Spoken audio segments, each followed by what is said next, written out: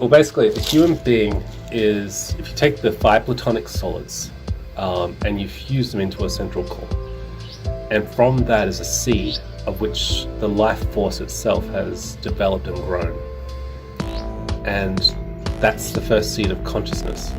And from that consciousness, over millions, hundreds of millions of years, we have evolved in equilibrium with the environment of the world itself, adapted and changed, and we have grown into what we are now, which is a conscious being observing the universe of which it is, expressing itself. We are the universal expression.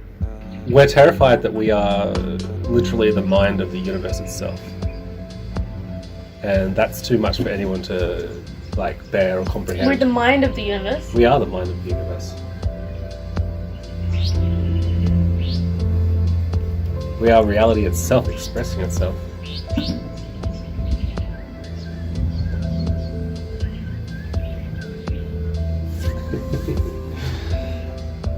But then how does it have a mind, like reality? Well, because we have a mind. It has a mind. The universe has a mind. Because we do.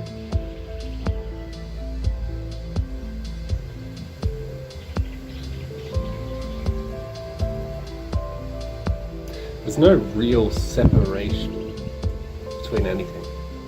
Not really. It's all one body, one conscious, one existence. You are the mountains, you are the stars, you are the wind. We are all the universe.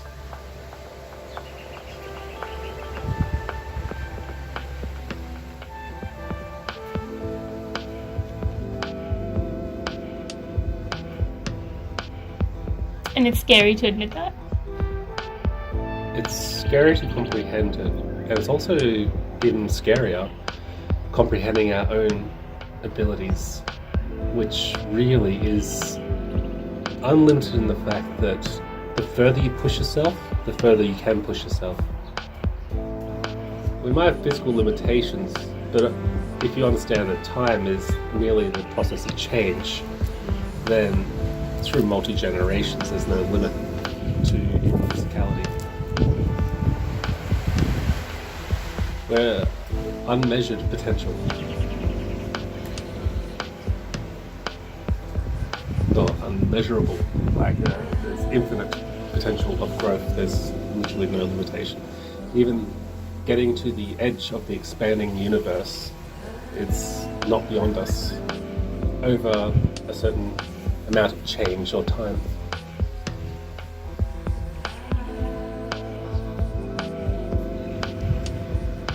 The problem is our minds kind of adapted to hold ourselves down as a protection measure, because when you move into unknown, the mind immediately tries to protect you from that because it doesn't know, it assumes danger. And that's how we got this far. So the assumption of danger is stopping us from becoming God, essentially.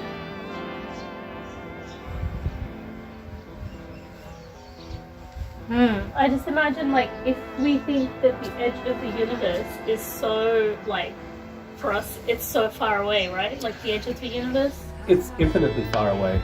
Here's something that really blew my mind the first time I heard it.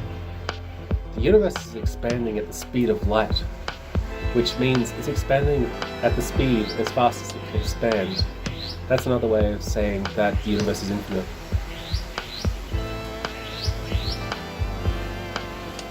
We get confused because we think of expansion, we think that expansion is a limitation, it's like a bubble expanding, you can see it, in your scope. When something's expanding at the speed of light, it's literally just expanding as fast as it can, which means that it's not actually not infinite, it's not limited. At any minute, its speed of light far bigger than it was. Wait, so it's exponentially... Not exponential, it's just, it doesn't need to be exponential. It's as fast as it can expand. As in, it can't expand faster than it is. And then you can have, parallel universes as well. If our consciousness at any point touched another universe, then it would become part of that universe too. So there would be multiple universes, but if we're in an infinite universe, I don't know if you can have more than one infinite. Can you have infinite times infinite? Why not? So what about infinite times infinite times infinite? There's no real knowing. I don't think it's possible to know. Possibly outside of the physical form, we might be able to know.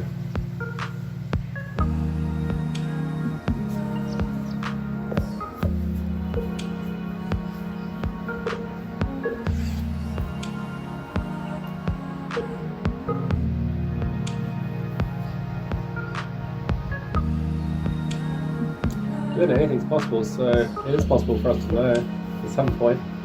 So if it's possible for us to know, then we must have known at some point.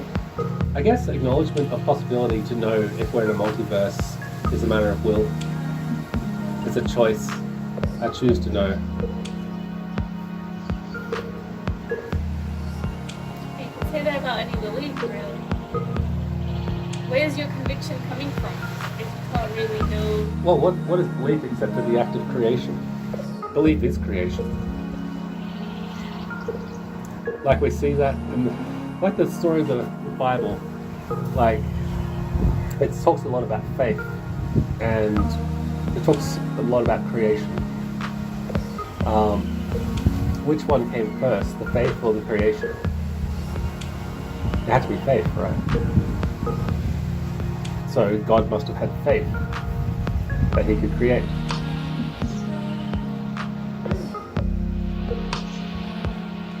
That's like the ultimate state of like self-knowledge.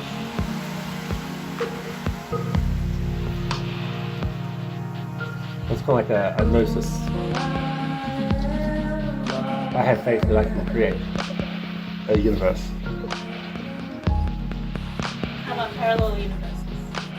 Sure, I mean, maybe there's another God for that one. I don't know.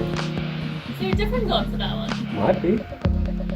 Like, if God's infinite and the universe is infinite, but there's more than one infinite, then yeah, that makes sense.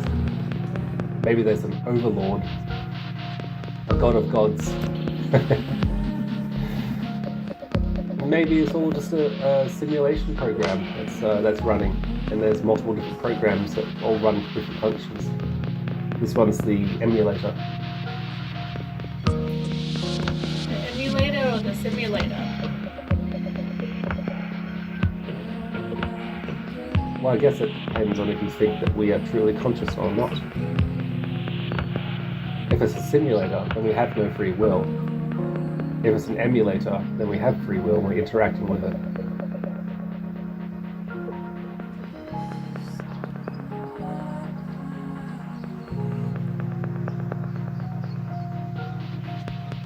I think we have free will. I think that 98% of our thoughts and processes are not free will, though. There's a lot of habituation going on, and that's why you've got to like manually like almost program yourself. We're basically operating within mathematical data sets like patterning. Our whole life is patterning. And that includes your thoughts and feelings and emotions and everything. It's all a result of advanced patterning from childhood to now. So a lot of stuff is just reactive to your environment, your stimulus, and old patternings of mind. And so it's all kind of automatic without us realizing it's automatic.